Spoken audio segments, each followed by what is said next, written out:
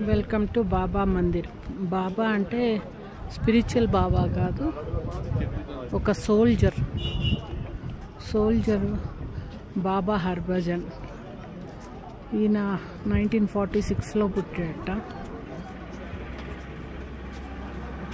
అయితే 1968లో మ్యూల్స్ కంచరగాడిదలు అవి ఆర్మీ తీసుకెళ్తూ అతను పడిపోయి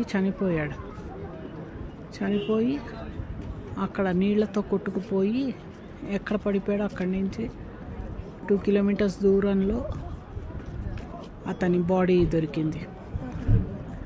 అయితే ఆ తర్వాత చాలామంది కొలీగ్స్ కళల్లో రావడము, సమాధి కట్టబడము, అప్పుడు ఇక్కడి నుంచి 9 కిలోమీటర్స్ డిస్టెన్స్లో సమాధి కట్టారు.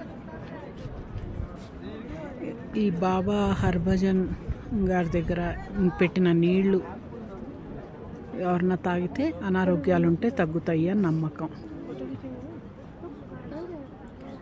21 days పాటు ఆ నీళ్లు తీసుకోవాలి.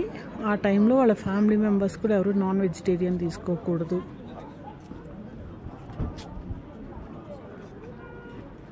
ఇది బాబా హర్భజన్ మందిర్.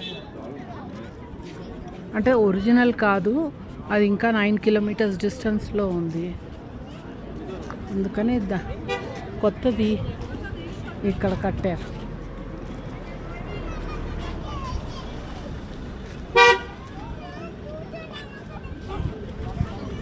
అయితే చాలామంది సోల్జర్స్కి, లేకపోతే మౌంటైన్స్ మీద కష్టాల్లో ఉన్న సోల్జర్స్కి వాళ్ళకి కూడా ఆయన కనిపిస్తూ ఉంటాడట.